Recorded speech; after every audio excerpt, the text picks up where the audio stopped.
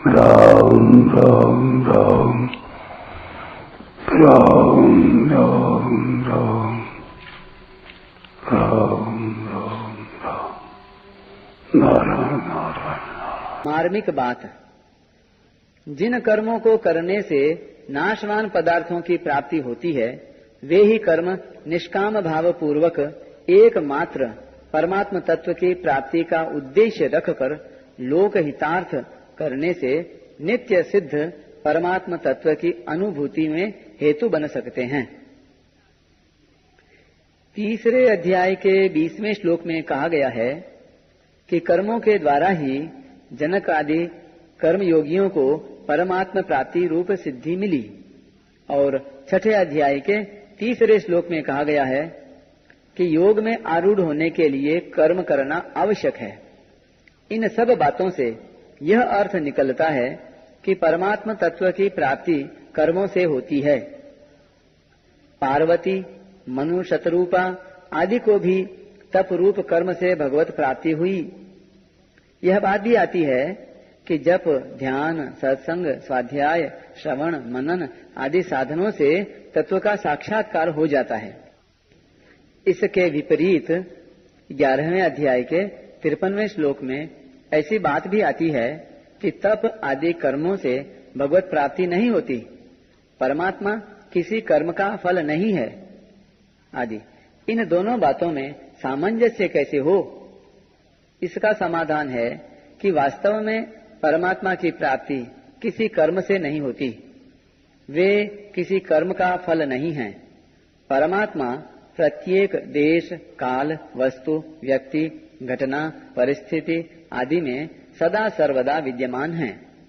वे सदा सर्वदा सबको प्राप्त हैं और सभी प्राणियों की सदा सर्वदा उन्हीं में स्थिति है। परमात्मा से कोई भी मनुष्य कभी अलग था नहीं, है नहीं, होगा नहीं और हो सकता भी नहीं।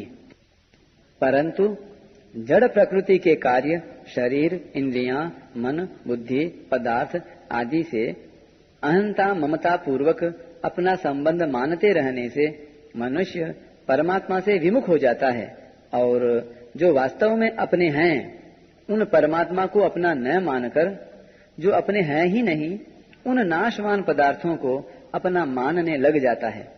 अतः जड़ पदार्थों के साथ जीव का जो राग युक्त संबंध है उसे मिटाने में ही संपूर्ण साधनों की सार्थकता है। जड़ता से सर्वथा संबंध विच्छेद होते ही नित्य प्राप्त परमात्मा का अनुभव हो जाता है। अतः तप आदि साधन करते करते जब जड़ता से संबंध विच्छेद हो जाता है तभी परमात्मा प्राप्ति होती है।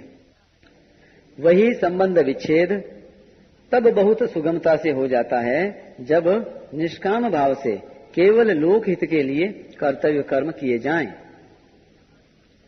परमात्मा किसी साधन से खरीदे नहीं जा सकते, क्योंकि प्रकृति के संपूर्ण पदार्थ एक साथ मिलकर भी चिन्मय और अविनाशी परमात्मा की किंचिन मात्र भी समानता नहीं कर सकते।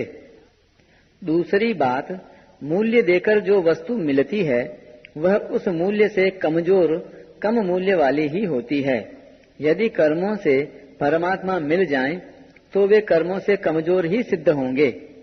यहाँ एक मार्मिक बात समझने की है कि प्रायः साधक जिन शरीर, इंद्रियां, मन, बुद्धि आदि से साधन करते हैं उनका संबंध, महत्व और आश्रय रखते हुए ही साधन करते हैं। जब तक इन शरीर आदि से यत् किंचित भी संबंध है तब तक जड़ता से संबंध बना हुआ है। जड़ता से संबंध रखते हुए परमात्म तत्व का अनुभव नहीं होता। परमात्म तत्व की प्राप्ति जड़ता के द्वारा नहीं होती, प्रत्युत जड़ता के त्याग से होती है। जिस जाति का संसार है उसी जाति के ये शरीर, इंद्रियां, मन, बुद्धि आदि हैं। अतः इन्हें संसार का ही मानकर संसार की ही सेवा में लगा दे जो कर्मयोग है।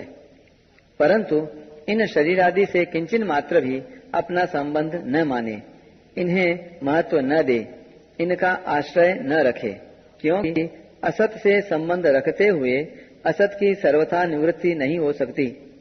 असत से संबंध विच्छेद करने के लिए निष्काम भाव से किए हुए सब कर्म यानी साधन सहायक होते हैं। असत से सर्वथा संबंध विच्छेद होते ही परमात्मा से जो विमुखता हो रही थी वह मिट जाती है और नित्य प्राप्त परमात्मा तत्व की अनुभूति हो जाती है। शांति मापनोति नैष्ठिकीम, यह बात अनुभव सिद्ध है कि सांसारिक पदार्थों की कामना और ममता के त्याग से शांति मिलती है। सुषुप्ति में जब संसार की विस्मृति हो जाती है तब उसमें भी शांति का अनुभव होता है। यदि जागृत में ही संसार का संबंध विच्छेद यानी कामना ममता का त्याग हो जाए तो फिर कहना ही क्या है। ऐसे ही नींद आने, किसी कार्य के पूरा होने, लड़की का विवाह होने आदि से भी एक शांति मिलती है।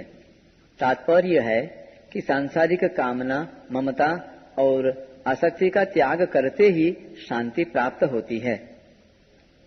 परंतु इस शांति का उपभोग करने से अर्थात इसमें सुख लेने से और इसे ही लक्ष्य मान लेने से साधक इस शांति के फलस्वरूप मिलने वाली नैष्ठिकी शांति अर्थात परम शांति से वंचित रह जाता है। कारण कि यह शांति ध्येय नहीं है, प्रत्युत परम शांति का कारण है। योगारूढ़स्य तस्यैव शमः कारणम उच्यते। नैष्ठिकी शांति पर एक टिप्पणी। यह नैष्ठिकी शांति परमात्मा प्राप्ति रूप ही है। इसे ही गीता में कहीं शाश्वत शांतिम पद से, कहीं पराम शांतिम पदों से और कहीं शांतिम पदों से भी कहा गया है।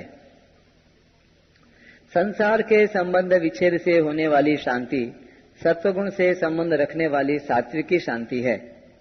जब तक साधक इस शांति का भोग करता है और इस शांति से मुझ में शांति है इस प्रकार अपना संबंध मानता है तब तक परिच्छिन्नता रहती है, और जब तक परिच्छिन्नता रहती है तब तक अखंड एक रस रहने वाली वास्तविक शांति का अनुभव नहीं होता। अयुक्त काम कारेण फले सक्तो निबध्यते, जो कर्मयोगी नहीं है प्रत्युत कर्मी है, ऐसे सकाम पुरुष के लिए यहाँ अयुक्त पद आया है। सकाम पुरुष नई नई कामनाओं के कारण फल में आसक्त होकर जन्म मरण रूप बंधन में पड़ जाता है। कामना मात्र से कोई भी पदार्थ नहीं मिलता, अगर मिलता भी है तो सदा साथ नहीं रहता। ऐसी बात प्रत्यक्ष होने पर भी पदार्थों की कामना रखना प्रमाद ही है।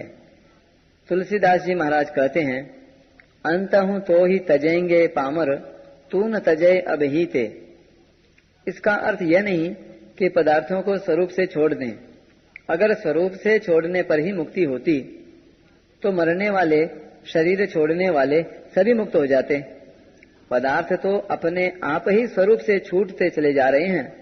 अतः वास्तव में उन पदार्थों में जो कामना ममता और आसक्ति है उसी को छोड़ना है, क्योंकि पदार्थों से कामना ममता आसक्ति पूर्वक माना हुआ संबंध ही जन्म मरण रूप बंधन का कारण है। कर्मयोग के आचरण से यानी कर्मों का प्रवाह केवल परहित के लिए होने से यह माना हुआ संबंध सुगमता से छूट जाता है। परिशिष्ट भाव वास्तव में मुक्ति के लिए अथवा परमात्मा प्राप्ति के लिए साधन करना भी फलासक्ति है। मनुष्य की आदत पड़ी हुई है कि वह प्रत्येक कार्य फल की कामना से करता है। इसीलिए कहा जाता है कि मुक्ति के लिए परमात्मा प्राप्ति के लिए साधन करे। वास्तव में साधन केवल असाधन को मिटाने के लिए है। मुक्ति स्वतः सिद्ध है, परमात्मा नित्य प्राप्त है। परमात्मा प्राप्ति किसी क्रिया का फल नहीं है।